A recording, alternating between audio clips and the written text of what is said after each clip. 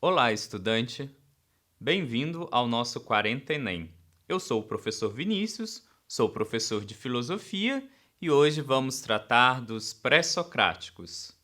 Vamos entender como os pré-socráticos, esses filósofos da antiguidade, pensavam o seu espaço social, a sua cultura, onde viviam e como a filosofia começa.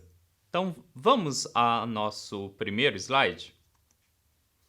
Bem, antes de falarmos dos pré-socráticos, é importante nós marcarmos a mitologia grega. O que seria a mitologia grega? Os gregos cultuavam uma série de deuses, heróis ou semideuses. Ao relatar a vida desses personagens divinos e seu envolvimento com os humanos, criaram uma rica mitologia, isto é, um conjunto de lendas e crenças que, de modo simbólico, fornecem explicações para a realidade. Então, antes do pensamento pré-socrático, o que existia dentro da cultura grega?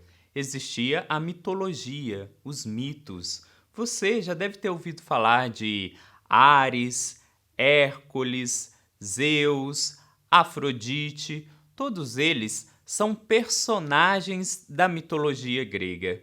E desde esse período antigo da Grécia até os dias de hoje, nós ainda comentamos sobre esses mitos.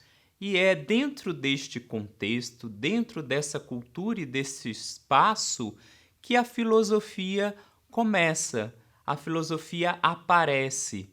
Então, entender a mitologia grega é um primeiro passo para que a gente possa conhecer um pouco mais sobre os pré-socráticos. Então, vamos agora falar dos deuses. Logo depois vem essa transição para o Logos. E aí a filosofia aparece.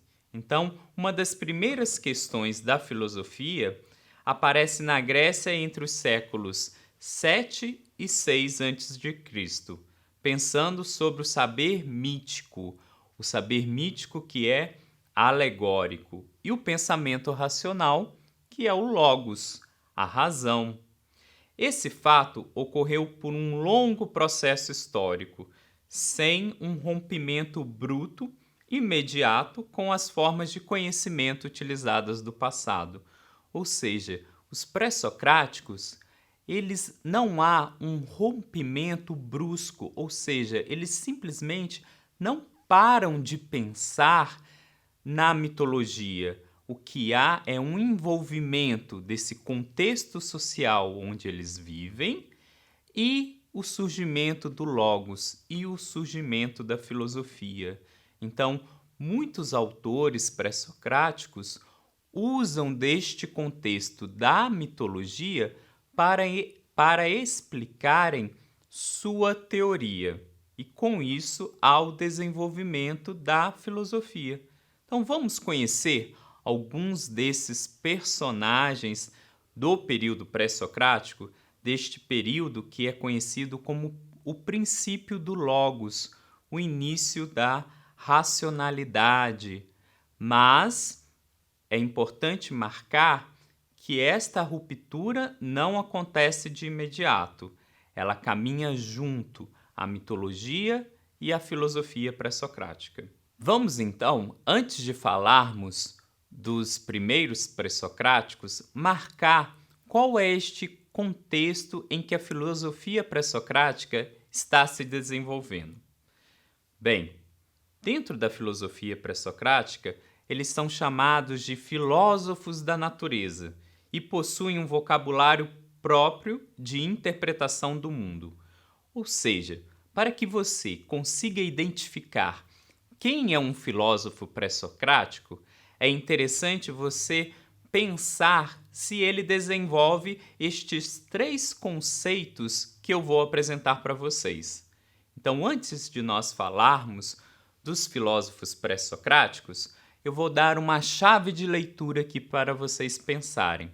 Se o filósofo seguir algum desses 3 conceitos, ele é um pré-socrático. Vamos ver quais são esses 3 conceitos?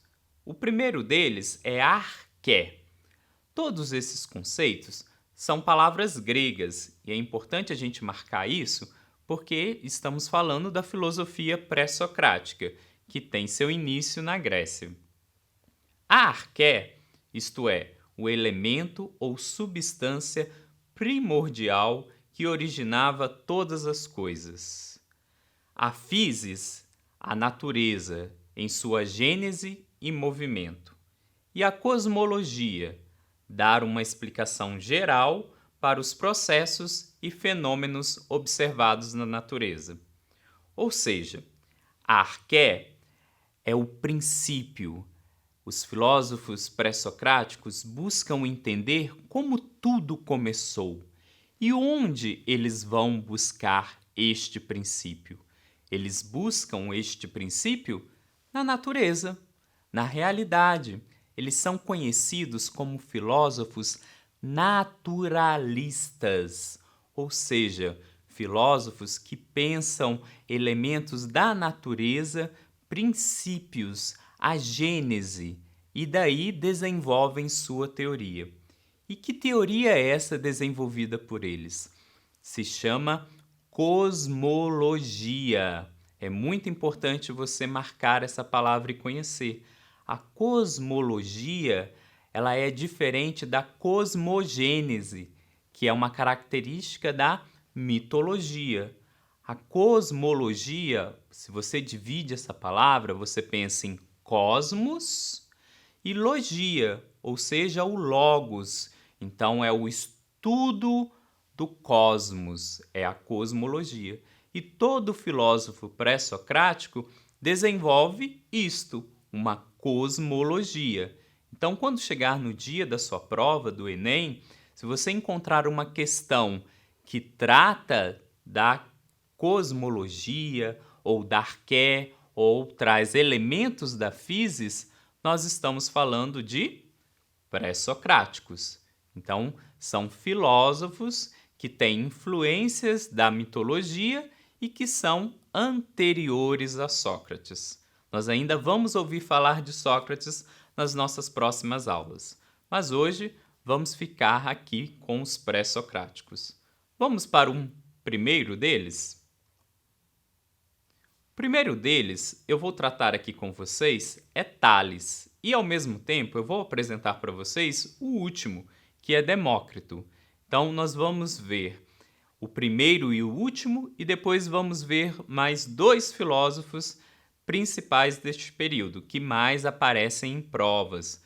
Eu trouxe aqui para vocês, mas depois você pode consultar o seu livro didático e conhecer outros pré-socráticos, ou mesmo ir na internet, investigar sobre esse período, conhecer um pouco mais o que foi a filosofia pré-socrática. Mas é importante também usar o livro didático que vocês têm em casa. Bem, o que já falamos até aqui? Já comentei com vocês que para ser um pré-socrático precisa ter uma arqué, uma physis e construir uma cosmologia. Vamos ver se Tales e Demócrito estão dentro deste método que eu apresentei para vocês? Vamos conhecer então Tales.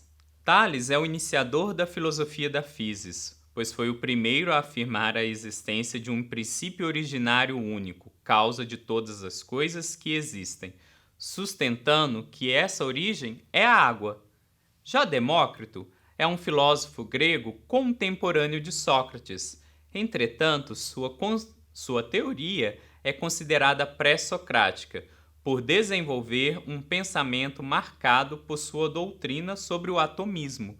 Ou seja, tanto Tales quanto Demócrito trazem um princípio, ou seja, trazem uma origem, que é a água e que é o átomo, e ambos tentam construir uma cosmologia. Por isso, mesmo Demócrito sendo contemporâneo de Sócrates, ou seja, tendo vivido com Sócrates, ele é um pré-socrático, porque ele desenvolve aí uma cosmologia. Vamos para outros dois importantes filósofos antes de tratarmos da nossa questão do Enem, que é Heráclito e Parmênides. dois autores que marcam a história da filosofia. Então é muito importante conhecermos estes dois filósofos pré-socráticos. O primeiro deles é Heráclito. O ser não é mais que o vir a ser, o devir. Tu não podes descer duas vezes no mesmo rio, porque novas águas correm sobre ti. Assim, o filósofo dizia que tudo flui, nada persiste nem permanece o mesmo. Já Parmênides, conhecer é alcançar o idêntico, o imutável. O ser é e o não ser não é. Portanto, o ser enquanto a substância permanente das coisas. Ou seja, viram aqui a diferença dos dois? Heráclito valoriza a mudança.